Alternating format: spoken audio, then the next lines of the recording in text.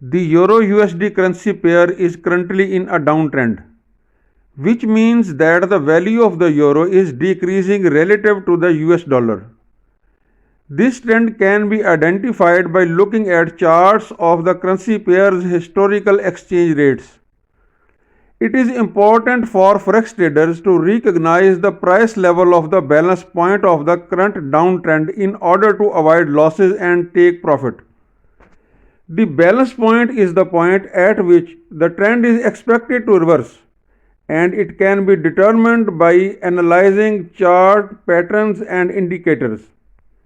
Traders can use this information to set stop loss orders and take profit orders at level near the balance point in order to limit their potential losses and capture any potential gains. Additionally, traders can use the information to make decisions about when to enter or exit a trade.